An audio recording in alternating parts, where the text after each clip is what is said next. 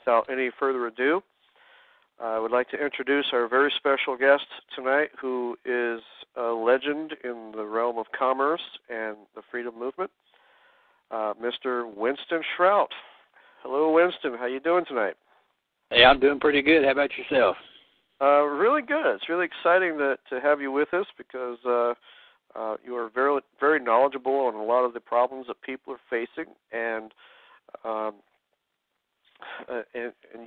you're very well researched, and it's just great to be able to have you here. And so I think tonight what we were going to discuss, since there's a lot of people that have IRS issues that are looking for effective and safe remedies to kind of get the IRS to go away or to resolve issues that they have so they can live their lives peacefully.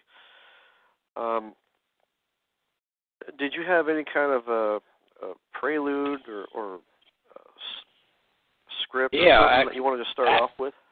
Yeah, actually I do. Perhaps I'll give a little bit of history of who and what the IRS actually is. I think a lot of people are confused about what they're dealing with when they hear the word IRS. And so I thought maybe what I'd do is go back in time, maybe about 80 years or so, and bring people up to speed. Okay. Well, as I mentioned, we have to go back 80 or 90 years in order to bring some kind of an understanding of exactly what it is that we're dealing with. And, there's a lot of buzzwords that go around, probably misunderstood. And so I think perhaps people draw the wrong conclusions in many instances because they use buzzwords that they have no idea where they came from or what they actually mean.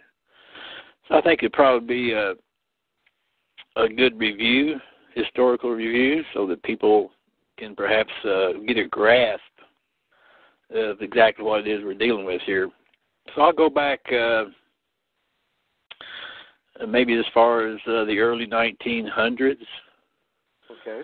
And there was a lot of activity going on back there that you can't hardly find in the history books.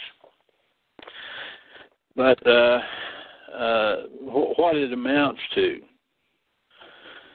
And I'll use the term loosely, and the term I'll use is one world government.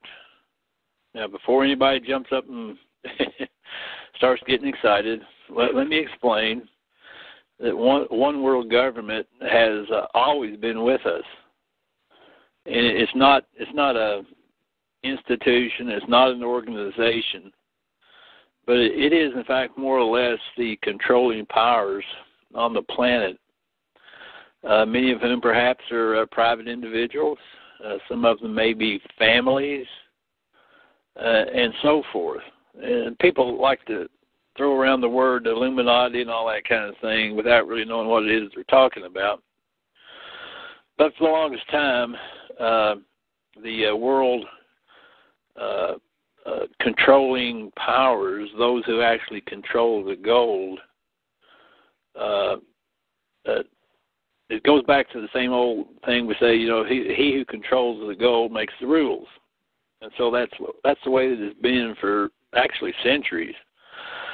And perhaps even we ought to go back a little bit further into perhaps the 1700s, into the 1800s to really discover the basis for this. And so as we go back that far, there is an interesting individual that pops up, and he's generally known as Saint Germain, or the Count Saint Germain. Now, he pops up in history, especially in French history, and he even pops up in American history at the signing of the Declaration of Independence, he is, in fact, the party that was referred to as the Old Professor. And so we have some interaction with Saint Germain in the founding of this country, this nation. But he principally pops up in Europe, very active during the French Revolution period, because there were certain things that he was trying to accomplish at that time, and which he did.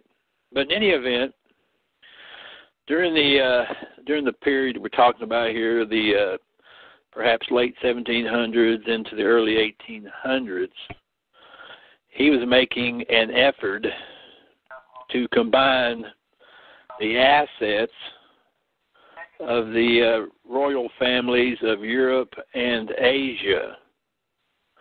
And his design in doing so was to basically stop war and to get these families to use the wealth that had been accumulated over the centuries for the benefit of the people on the planet.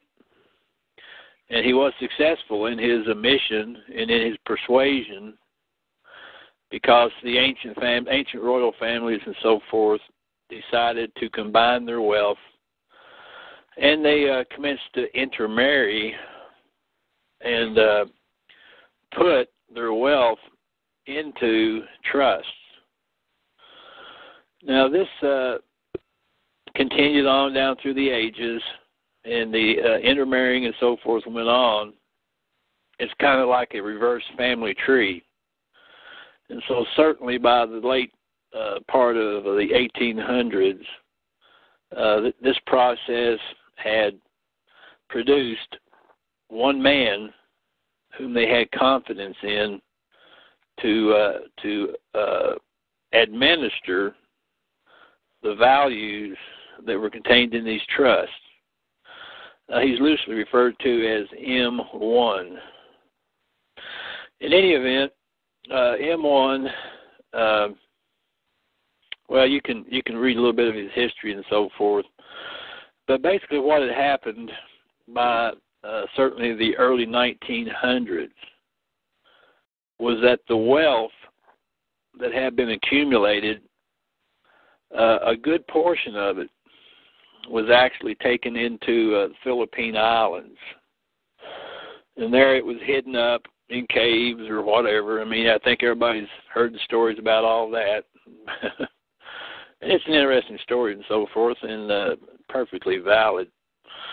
But in any event, if you start to think about this whole concept as being, the one world government, what we're actually talking about is the assets held in trust, from centuries gone by. And so that wealth was being amassed at that particular period of time in anticipation of future events. Now, one of the things that was being undertaken with the use of those assets was the destruction or the removal of colonialism and imperialism. If you go back and study history, you certainly see that many of the nations, principally England, Spain, France, Holland, and some of the others, had been circling the globe, and especially in undeveloped areas, had been involved in colonialism and imperialism to the detriment of the people so affected. And so one of the purposes, certainly, of the accumulation of this wealth and the administration of it was to prevent, stop, and reverse the effects of colonialism. Now, to facilitate this, as I mentioned, this wealth was accumulated. Much of it was stored in various places in the Philippine Islands. And as a result of that, to administer the revenue of that wealth. In other words, revenue means to change the place of. And so the word revenue here figures in very heavily. And so to keep track of the revenue there was created back in the, let's say, 1920s or so. I'm not really sure the exact date of this, but there was the Bureau of Internal Revenue, which was created in the Philippine Islands.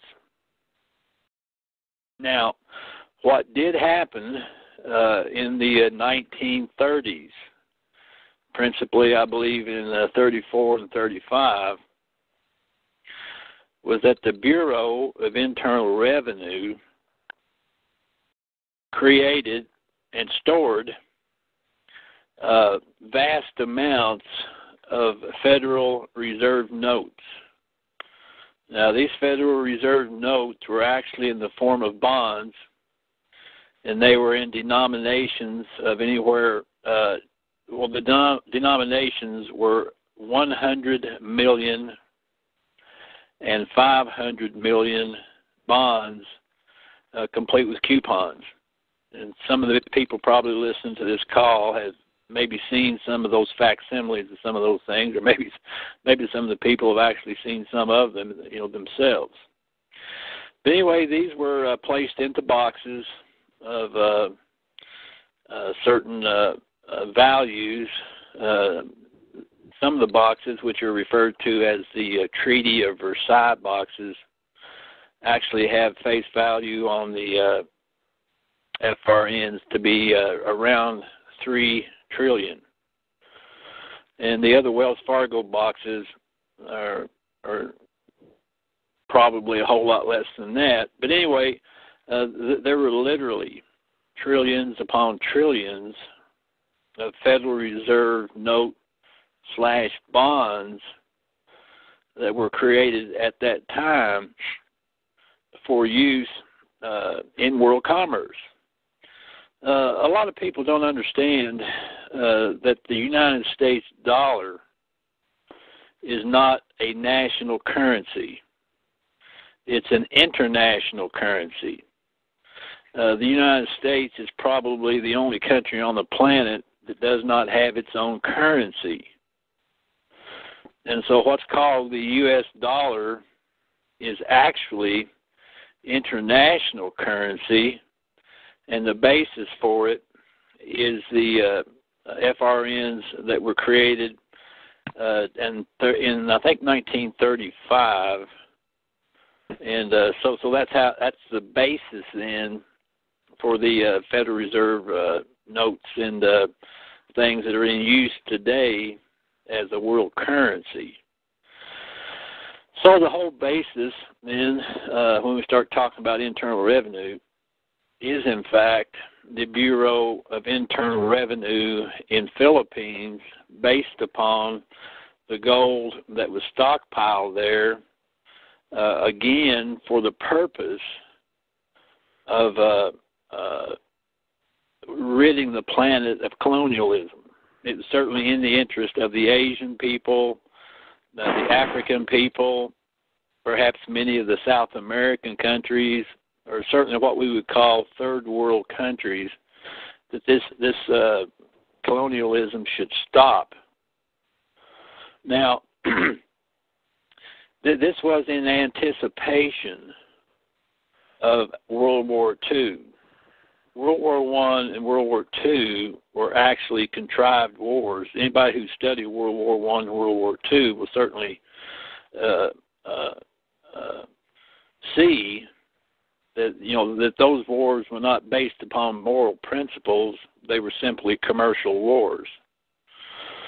And so, in anticipation of the Second World War, certainly the what's called the New Deal under President Franklin D. Roosevelt was actually funded from this gold and so forth that had been accumulated in the Philippine Islands.